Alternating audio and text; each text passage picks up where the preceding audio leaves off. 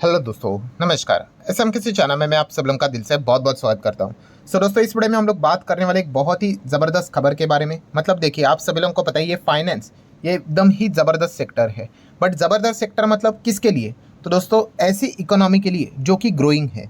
मतलब हम हमारे भारत देश की बात करें तो ऑब्वियसली ग्रोइंग इकोनॉमी है, डेवलपिंग कंट्री है। हाँ, जहाँ पे ऑलरेडी डेवलपमेंट हो चुकी है, जैसे कि अमेरिका की बात कर ले, ठीक है, या फिर आप चाइना को पकड़ ले, जापान को पकड़ ले, ठीक है। वहाँ पे इतना कुछ खास परफॉर्मेंस हम लोग को देखने को नहीं मिलता है, क्योंकि ऑलरेडी अगर देखा गया तो सारी चीज़ें हो चुकी है, ठीक है। इनफैक्ट आपने जापान में सुना भी होगा, अभी तो चेंज हो गया, बैंक ऑफ जापान ने रेट्स चेंज किए। बट आपने सुना होगा कि नेगेटिव इंटरेस्ट रेट रहते थे। मतलब जापान के बैंक में अगर आप 100 रुपये रखते थे तो इंटरेस्ट भूल जाइए, कुछ समय के बाद आपको 100 रुपये से कम पैसा मिलेगा। मतलब वो कहते थे कि भाई, सबके पास यहाँ पे पैसा, आपका पैसा संभालने के लिए हम चार्जेस लगाएंगे, ठीक है। ऐसा क्यों? क्योंकि वो ऑलरेडी डेवलप इकोनॉमीज है, हर किसी के पास पैसा है, ऑलरेडी चीज़ें हम लोग को बहुत हद तक होते हुए देखने को यहाँ पे मिल चुकी है। बट डेवलपिंग इकोनॉमी की अगर हम लोग बात करें, ग्रोइंग इकोनॉमी की बात करें दोस्तों, तो फाइनेंस सेक्टर ये बहुत ही one of the best sector यहाँ पे रहता है, और हर कोई यहाँ पे इस सेक्टर में एंट्री करने की कोशिश करता ही है। इनफैक्ट हमारे देश के जो बड़े बड़े उद्योगपति जी की भी अगर हम लोग यहाँ पे बात करें, ठीक है, वो भी फाइनेंस सेक्टर में हमेशा यहाँ पे आने की कोशिश करते हैं। और हर किसी का अगर आप देखोगे फाइनेंस से रिलेटेड कोई ना कोई डायरेक्टली इनडायरेक्टली बिजनेस आपको देखने को मिल जाएगा। अब ये तो आरबीआई के रूल है कि बड़े बिजनेस ग्रुप, ये बड़े बिजनेसेस जो करते हैं वो बैंक से रिलेटेड कोई भी बिजनेस यहाँ पे नहीं कर सकते, बैंक ओपन नहीं कर सकते, वरना ये बैंक भी कब की ओपन यहाँ पे कर चुके होते। तो इसलिए वो फाइनेंस सेगमेंट में एंटर करने के लिए क्या करते हैं, एनबीएफसी का सहारा लेते हैं, ठीक है, या फिर आप कह सकते हैं कोर इन्वेस्टमेंट कंपनीज यहाँ पे बना लेते हैं, ठीक है। तो इसके चलते वो फाइनेंस सेक्टर में एंटर करते हैं। तो बताने का मतलब क्या है कि फाइनेंस सेक्टर ग्रोइंग इकोनॉमी के लिए काफ़ी ज़बरदस्त यहाँ पे रहता है, क्योंकि पूरे देश को कैप्चर करना होता है, ठीक है। लोगों का पर कैपिटा इनकम बढ़ेगा, ठीक है, वो सेविंग अकाउंट में पैसा रखेंगे, या फिर एफडी करेंगे, आरडी करेंगे, या फिर इन्वेस्ट करेंगे, चाहे म्यूचुअल फंड से करे, इक्विटी से करे, डेप्ट के थ्रू करे, गोल्ड के थ्रू करे। बट ये चीज़ें हम लोगों को काफ़ी स्कोप वाली देखने को मिल जाती है आने वाले समय के लिए। एंड इसीलिए यहाँ पे बड़े बड़े उद्योगपति फाइनेंस सेक्टर को टारगेट करने की कोशिश करते हैं। बट यहाँ पे हम लोग केवल एक ही अभी फाइनेंस वाली कंपनी की बात करने वाले, जो कि है जियो फाइनेंशियल सर्विसेज। यस, जेएफएस की अगर हम लोग बात करें तो इसका बिजनेस पहले से भी था, बट रिलायंस का इतना इसके ऊपर कोई खास फोकस नहीं था। बट बाद में रिलायंस ने क्या कर दिया, रिलायंस इंडस्ट्री से जियो फाइनेंशियल सर्विस को डीमर्ज करके अलग से यहाँ पे लिस्ट करवा दिया। एंड उसके बाद उन्होंने पूरा फोकस इसके ऊपर अभी लगा के रखा हुआ है। जितने लाइसेंस ऑब्टेन करना है वो अभी लगातार यहाँ पे कर रहे हैं। वो प्रोसेस रहता है, उसके लिए क्या अंबानी, क्या अदानी, क्या टाटा, आपको उससे गुजरना ही पड़ेगा। और जैसे एक बार वो लाइसेंस ऑब्टेन यहाँ पे हो गए, फिर इनका बिजनेस स्टार्ट यहाँ पे हो जाएगा। एंड रिसेंटली कंपनी का एनुअल रिपोर्ट हम लोगों को देखने को यहाँ पे मिला था। तो काफ़ी सारे पॉइंट्स हम लोग को इस एनुअल रिपोर्ट से सीखने को और देखने को मिल चुके हैं, हिंट भी मिलते हुए देखने को यहाँ पे मिल चुके हैं। खास करके अगर हम लोग बात करें दोस्तों, तो इक्विटी मार्केट एंड डेप्ट मार्केट, ठीक है, काफ़ी बड़ा मार्केट हम लोग को ये देखने को यहाँ पे मिल जाता है। एंड इसी से रिलेटेड अगर हम लोग यहाँ पे बात करें दोस्तों, तो आप यहाँ पे देख सकते हैं मुकेश अंबानी की जियो फाइनेंशियल सर्विसेज, ठीक है, आने वाले समय में यहाँ पे ब्रोकिंग बिजनेस भी स्टार्ट यहाँ पे करने वाले विथ एडिशनल पर्क। ये पॉइंट उन्होंने अपने एनुअल रिपोर्ट में यहाँ पे बताया है।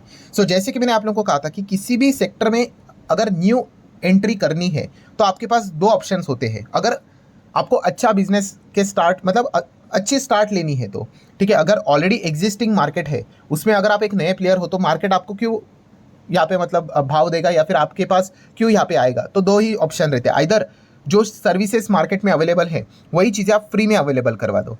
फ्री होगा तो भाई फ्री सुन के हर कोई आएगा ही आएगा, आपके प्रोडक्ट सर्विसेज को इस्तेमाल करने की कोशिश करेगा। या फिर दूसरा ऑप्शन होता है कि जो सर्विसेज मार्केट में अवेलेबल है, जिस रेट से चल रही है उससे सस्ते रेट्स पे लेकर आ जाओ, या फिर कुछ एडिशनल पर्क दे दो, ठीक है, एक्स्ट्रा कुछ तो चीज़ दे दो कि अच्छा आप ये करोगे, देखो ये आपसे इतना ही लेते हैं, हम आपसे इतना लेंगे, प्लस आपको ये भी एक्स्ट्रा, आपको ये कुछ प्रीमियम वाली चीज़ें देंगे।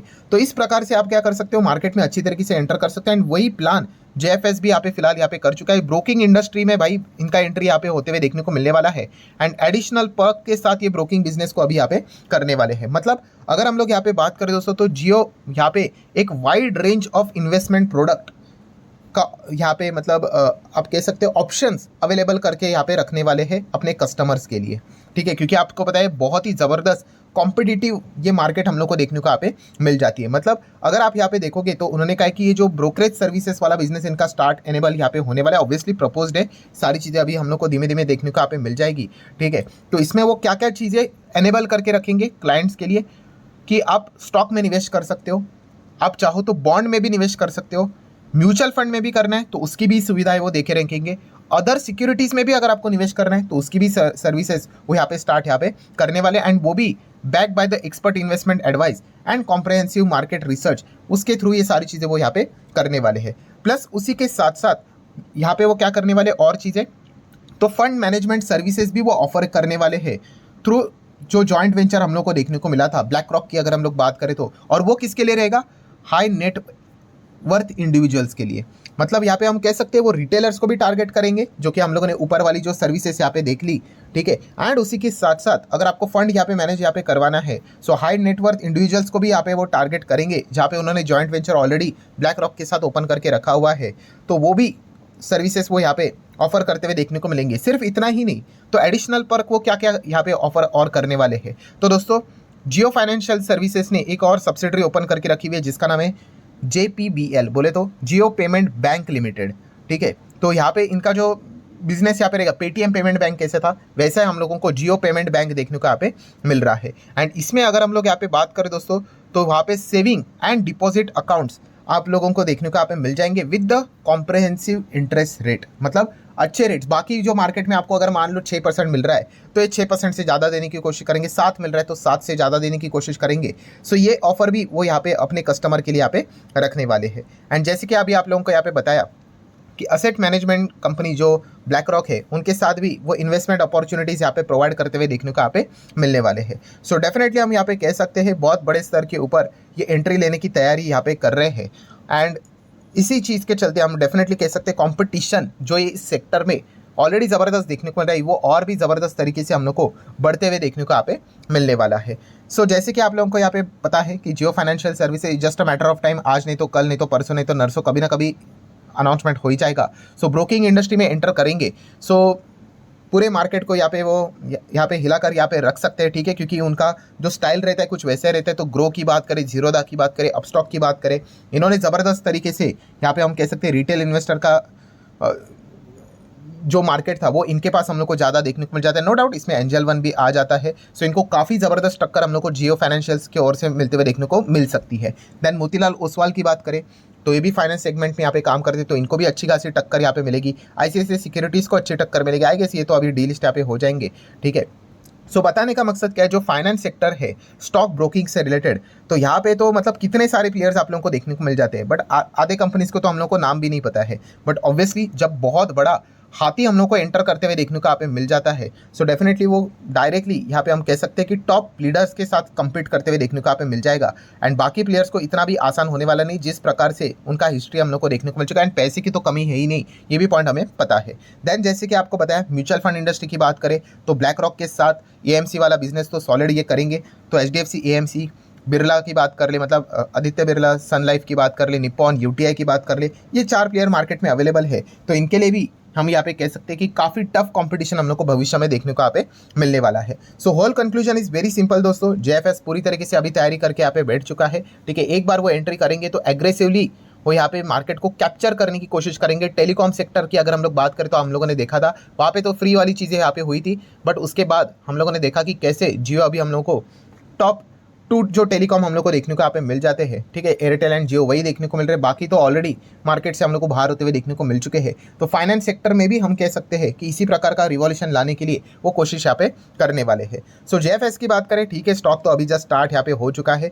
यूजुअली जो बिगनर यहाँ पे होते हैं, ठीक है, बिगनर होना कोई गलत बात नहीं होता है भाई, हर कोई हर किसी फील्ड में बिगनर रहता है। सो अगेन कहना चाहूँगा वो काफ़ी एक गलत पैटर्न लेकर चलते, मतलब वो ऐसी खबरें सुनते हैं और कल जाके चेक करते हैं कि कल स्टॉक रॉकेट होगा, कि अरे भाई ये कल परसों की बात नहीं हो रही है, ये लंबी अवधि की बात हो रही है। टेस्ट मैच है मेरे भाई, ठीक है। पहले 5 ओवर अगर यहाँ पे कुछ भी विकेट नहीं आई या फिर पहले 5 ओवर में कुछ भी रन नहीं बने तो ये कंक्लूजन नहीं आता है कि चलो मैच ही खत्म हो गई, सामने वाली टीम हार गई। अरे लंबी पारी होती है, बिजनेस मतलब कितना लंबा खेल होता है, ठीक है। अभी यहाँ पे किसी ने एंट्री कर ली, थोड़ा स्टॉक नहीं भागा तो क्या करे, अरे इतना डिस्टर्ब वगैरह आप होंगे तो डेफिनेटली मार्केट में टिकना आपके लिए मुश्किल हो सकता है। एंड यूजुअली वही लोग डिस्टर्ब होते हैं जिनको बिजनेस से कोई लेना देना नहीं है, ठीक है। जस्ट प्राइस देखते हैं, भाग गया तो अच्छा लगता है, नीचे आ गया तो बुरा लगता है। तो ऐसा करोगे तो काफ़ी दिक्कत आपको होगी, क्योंकि हर वक्त कभी ना कभी कोई स्टॉक दिन आता है हर किसी स्टॉक का, वो टॉप से 10 15 20 30% गिरेगा ही गिरेगा, तब पता चलता है कि किसने बिजनेस को देखकर यहाँ पे खरीदा था, तो फिर वो उस वक्त सही तरीके से यहाँ पे उन चीज़ों को मैनेज कर लेता है। एंड बाकी प्राइस के जो खिलाड़ी रहते हैं भाई, वो तो डिस्टर्ब होके ही चले जाते हैं।